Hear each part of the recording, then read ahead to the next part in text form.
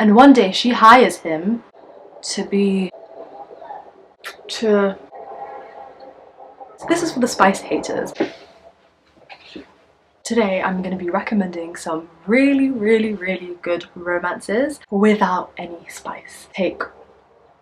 Guys, if you see me looking really like scared for my life, it's because there's actual wasps outside my window, because there's lavender plants like right by my window and there's a bunch of wasps, but it's too hot to close the window.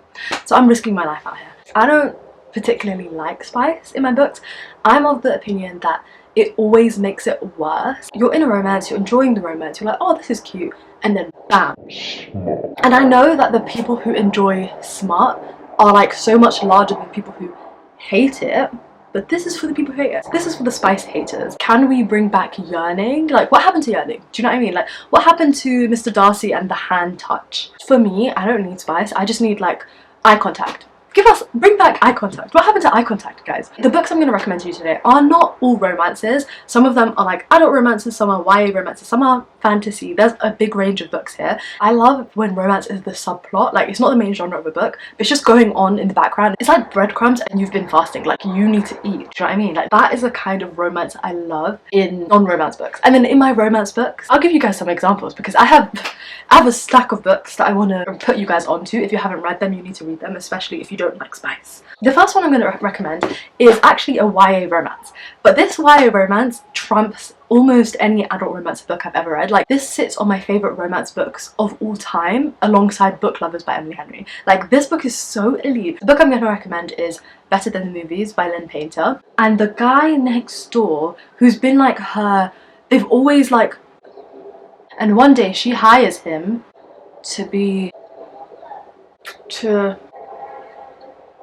okay, I remember now. This main character, this girl, she's like a delusional romance obsessed girly. She just doesn't get out much. She has a crush on this guy. She had a crush on this guy when she was younger, and he moved out of town, but he came back. And now her neighbour, who's not the crush, a different guy, he always pesters her and does pranks on her, blah blah blah. But she doesn't really know much about him. They're not very close. She just knows that he's really annoying.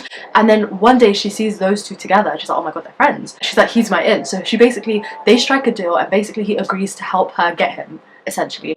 And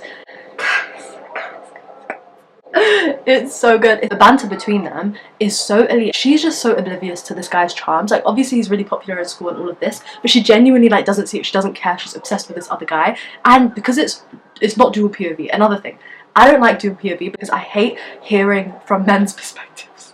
I don't want to hear from the man, like, be quiet. I just want to hear a girl's perspective, because the last thing I need is to hear a man's perspective and him being like, oh my god, I'm so obsessed with her. What? I feel like yearning is done so much better when it's through like the guy's actions and his facial expressions. And obviously you know as the reader that the guy's into her, but she doesn't. Whereas if it was dual POV, we'd be hearing that he's obsessed with her from the beginning. So I prefer like not hearing from the guy's perspective. It's so good. And the guy, the love interest as well, he's just so funny, he's so sarcastic, and he just loves to wind her up. I love it. This book, guys, this book is so good. You need to read it. The next book I'm going to recommend to you is an adult romance book, and that is Hana Carries On. This book is basically a enemies to lovers romance set in Toronto between two rival halal restaurant owners.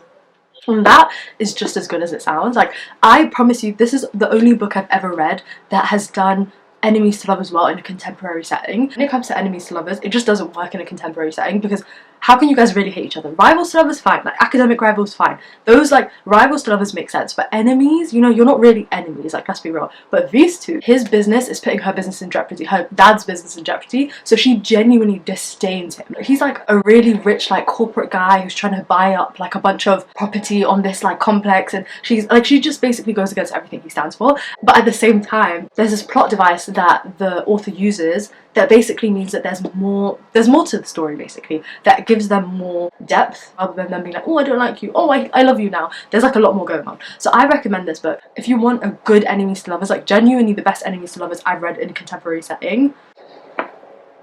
Another one, I'm going to keep swapping between genres here because The next book I'm going to recommend to you is The Raven Boys by Maggie. Basically, it's a YA 4-book series, and it follows this girl who lives in a family of like witchy women who do like tarot reading and la la la, all of this stuff, right? So she lives in a really cute house filled with these women. She hasn't grown up with a lot of money, but basically there's this school in the town that she lives in. So there's these raven, she refers to them as raven boys because of the crest, like the school crest, but she thinks they're really snobby, which they are. They're super rich boys, and she ends up basically befriending 4 of them, and they become like a friendship group. These 4 books, I always say there's no plot. Like if you came for the plot, you're not going to find it, but these friendships between these characters are everything. And the romances, guys, I say romances plural because there's more than one romance in this. The romance is one of the best romances I've ever read. None of the romance actually happens until like the last book, and some people will be put off by that, which fair enough, but there's a lot more going on to this. Like if you genuinely love like a character driven book series with magical like undertones, especially because autumn is coming up and this is like so autumnal, you need to read this book because the romance, like, okay fine, it takes 4 books for it to like fully develop, but it's so incredible and it's so worth it. This is a masterclass in yearning. Literally the tagline of this book is,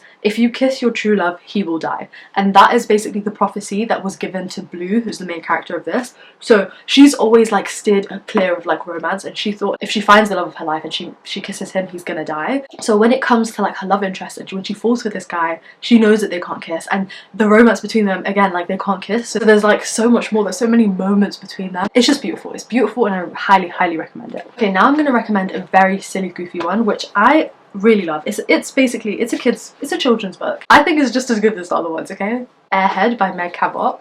Concept is there's a supermodel who gets into a car accident or something and she dies, but they save her brain and they do a secret brain transplant because in this world they do brain transplants but the public doesn't know about it.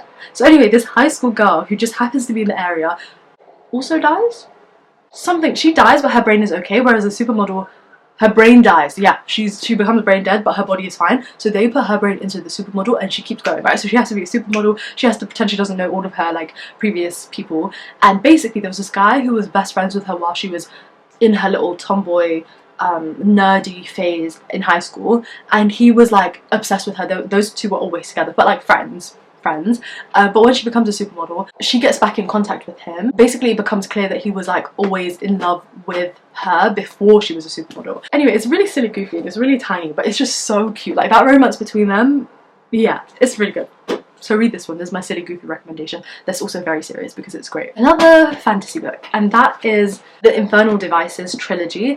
This is the last book because I gave the first one to someone. This is the Shadows Hunters universe, and it's basically set in like the 1800s Victorian London. There's a secret magical world. It's like an urban fantasy. It follows our main girl Tessa, and she basically is in a love triangle. Very rarely do you find a romance where, or a love triangle where you're rooting for both love interests. Like both of these love interests are just so great, but the one that I loved even more, there's a reason why they genuinely like can't be together, and there's a reason why he can't like tell her that he loves her. So guys, this is like the actual epitome of yearning, and it's so emotional as well. This book really like, it did a number on me. It made me cry, and I might reread this because again this is another very autumnal book. Okay, the next one I'm going to recommend is a very obvious one. I can't do a video about like the best romance with no spice without recommending this one, and that is xxxx by Lee Bardugo. This duology, it's a duology, so the second book is Crooked Kingdom. There's more than one romance in this series that I really love. So basically the first book follows 6 characters who basically have to go on a quest together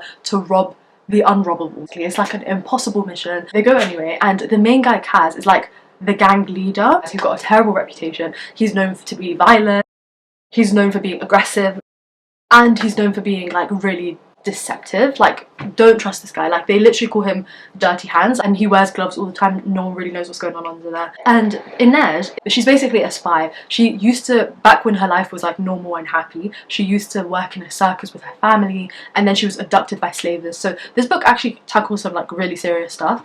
So she's hired by him to be his spy. So she's really like nimble, and she like, no one ever hears her coming, and she can like hear people, and then she spies on people. Anyway, there's a romance between these two, and it's so good. Basically they both like have been through like some really bad trauma, so they literally like can't even touch each other, and it's incredible. It's great. There's more than one romance in that, by the way. That is great.